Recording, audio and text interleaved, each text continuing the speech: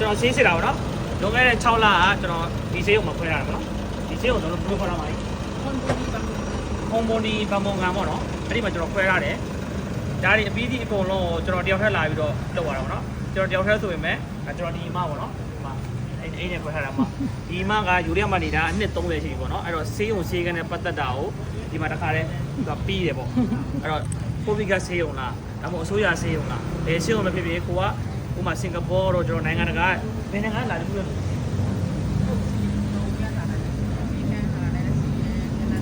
တော့မိုင်းကိုလိုက်ပြီးခုညီပေးတဲ့ပြောရမယ်မနေ့လောက်ရှိ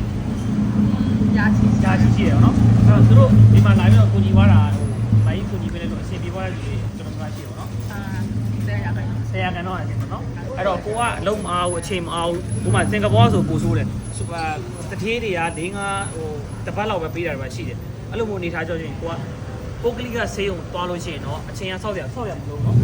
မာကြီးကတခါတည်းပွိုင်းမှကိုကဖုန်းနဲ့လှမ်းဆက်ပြီးတော့ဒီအမောက်အဲ့လိုမျိုးပေါ်နေကိုကအစိုးရဟာတွေသွားမယ်ဆိုရင်တော့ appointment ကမရဘူးတစ်ပတ်ကြိုတော့ဒါပေမဲ့ဆေးုံလေးတွေပါတော့နည်းနည်းကွာမယ်ပေါ့အများကြီးကွာတယ်ပုတ်ကလေးကလည်းတကယ်လို့ကိုကအချိန်မရှိဘူးဆိုရင်တော့ပုတ်ကလေးကမှသွားအချိန်ရှိတယ်ဆိုရင်အစိုးရမှသွားပေါ့အဲ့လိုလိုပေါ့နော်ပုံမှန်ပါနော်အစိုးရဆေးရုံမျိုးစီကင်ဆာတို့ပါတို့ပေါ့နော်အဲ့ဒီဒီယောဂဆိုလို့ရှိရင်အစိုးရဆေးရုံမှာကိုယ်အဆင်ပြေလို့အဲ့ဒါဆိုလို့ရှိရင်ဒီလိုအများကြီးပါအစိုးရဆေးရုံကြီးတက်တာတယ်အဲ့မဲ့ကိုကတော့ appointment ယူတာဆိုပြီးတော့ချိန်ထားအောင်ပေါ့နော်စောင့်ရတယ်အဲ့တော့ဒါအရင်တော့ကကျွန်တော်တယောက်ထက်လာခုတယ်ဒါဆိုဒါအခုဆေးရုံကျွန်တော်ဆေးစစ်တာပေါ့နော်အဲ့တော့ပါတယ်6လပြည့်သွားလို့အဲ့တော့လည်းဒီအမပဲလိုက်ဆောက်ပြီးတယ်ဒီအမပဲဘေးနားမှာဆေးပေးပြီးကိုအကုန်ရှိတယ်အဲ့တော့ကိုကဒီအမဘာလို့လိုက်ဆောက်ရဲဘာလို့ဆေးပေးပြီးရှိတယ်ဆိုတော့ကိုကဟိုဒီအမကိုလွတ်သွားမယ်ဆေးရုံဒီအားရအောင်လို့မှာစားပေးပေါ့နော်ဘာသာပြန်လိုက်လုပ်ပေးတယ်ဆေးကန်လိုက်ဆောက်ပေးတယ်အဲ့လိုပေါ့နဲ့အဲ့တော့ယူရီးယားကိုလာပြီးတော့ဆေးကုကျင်တယ်ဆိုလို့ရှိရင်ဘယ်လိုဆက်သွယ်ရမလဲမလုပ်ရမယ်ဘယ်လို contact လုပ်ရမလဲမသိလို့ရှိရင်ကျွန်တော်ဒီအမရဲ့ Viber contact ရှိတယ်နော်ဒီအမရဲ့ Viber ကိုကျွန်တော်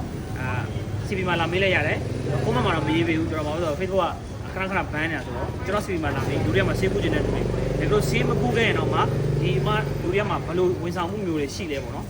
ဒီဆေးကိုဆေးကနေပတ်သက်တာတွေ translate လိုက်လုပ်ပေးတာတွေအဲ့ဒါတွေအကုန်လုံးကိုကိုကလှမ်းပြီးတော့ယူရီးယားကိုမလာဘဲနဲ့မေးလို့ရအောင်နော်တကယ်တော့ကိုကလာဖြစ်မယ်ဆိုလို့ရှိရင်လည်းတစ်ခါတည်းချိန်ပြီးတော့အမကျွန်မကတော့ဒီပြဿနာရှိတယ်အဲ့တော့ဒီအမကိုဒီကပြဿနာကိုယူပြီးတော့ဆရာမတစ်ခါတည်းတက်ဖို့နေတာကျွန်တော်တို့ကလည်းအဲ့လိုပဲကျွန်တော်ကလမ်းတွက်လိုက်တယ်ကျွန်တော်တို့data ဖြစ်တယ်အဲ့တော့သူကဒီအမတစ်ခါတည်းလင်းစင်းဒီနေ့လင်းစင်းဒီနေ့တစ်ခါတည်းဆေးကောင်တစ်ခါတည်းဆရာဝန်နဲ့ပြပြီးတော့နောက်2ရက်လောက်နေတော့တစ်ခါတည်းခွဲအဲ့လိုပုံစံပေါ့နော်အဲ့တော့ကိုကအချိန်မရှိဘူးအချိန်မပေးနိုင်ဘူးဆိုရင်တော့